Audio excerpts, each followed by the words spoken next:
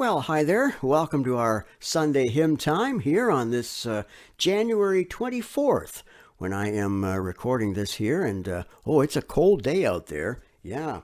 Well, I decided that I would take my little mask, as we do these days, and better put my mittens on.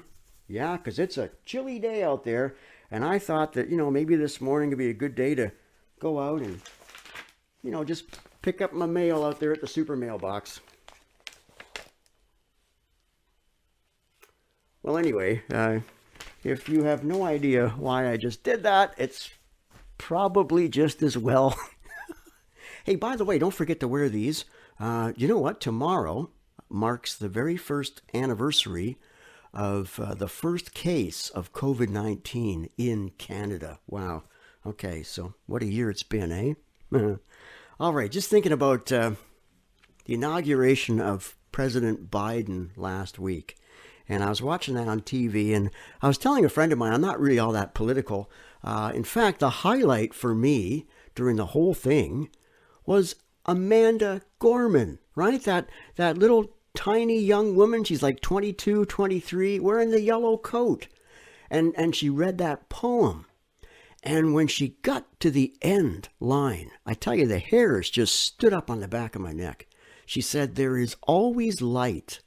If only we're brave enough to see it, if only we're brave enough to be it." And, again, I wasn't thinking of anything political. I was thinking of Jesus' words. That's what made the hair stand up on the back of my neck, right? Jesus said, "You are the light of the world." And it's interesting because he doesn't give us an option. He doesn't say, you should be a good light. No, he just says you are. There's no option. Once you've become a follower of Jesus, and especially once people discover that you're one of those Christians, then you become the light of the world. And whether you're a good light or a bad light, and I've been both, that really depends on us, doesn't it? And it really does take bravery and courage if we want to be a good light in a world like ours. Now, Miss Gorman, she's the first person to be named as the National Youth Poet Laureate in the United States. And, with so many eyes on Washington, D.C. and the Capitol building lately, and, I thought I would do a hymn written by the first woman to speak in the U.S. Senate, addressing a joint session of Congress where she recited some patriotic poems that she had written and discussed the need for schools for the blind in each and every state. Now, maybe you've heard of her. Her name was Frances Jane Crosby, better known as Fanny Crosby. Yes, an advocate for the blind after losing her eyesight as a child. They say she was the first woman to address the Congress in Washington. Wow. And now hers was a household name by the end of the 19th century, and she was a close friend of, several presidents, including James Polk. I guess they were close personal friends, among others. And she wrote more than 9,000 hymns. Now, she passed away just before her 95th birthday in February of 1915. And whenever I talk about Fanny Crosby and writing all those hymns, it's a good thing she lived to be 95 because she didn't start writing hymns until she was in her 40s. And I always like to mention that because you may be thinking to yourself, I'm just too old to do anything new. Maybe not.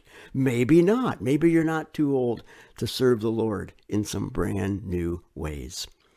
Now, many of her songs were written in collaboration with the greatest musicians of her day. Fanny wrote the words and others wrote the music.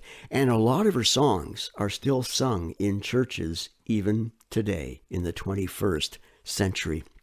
And this one that I have for you may be her most famous. It was written in 1873. And that was the day when one of her friends and hymn writers, Phoebe Knapp, came to visit Fanny Crosby. And she asked if she could play a brand new tune on Fanny's piano, which she did.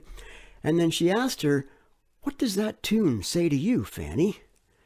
Fanny thought for a moment, and she said, "Oh, it says, 'Blessed assurance, Jesus is mine.'" And then Fanny Crosby, in just a few minutes, the words just flowed out of her as she recited them to her friend Phoebe Knapp, who wrote them down. Blessed assurance, Jesus is mine. Blessed assurance, Jesus is mine. Oh, what a foretaste of glory divine.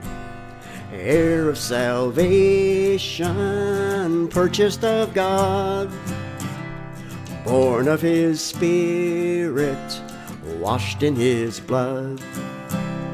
This is my story, this is my song, praising my Savior all the day long.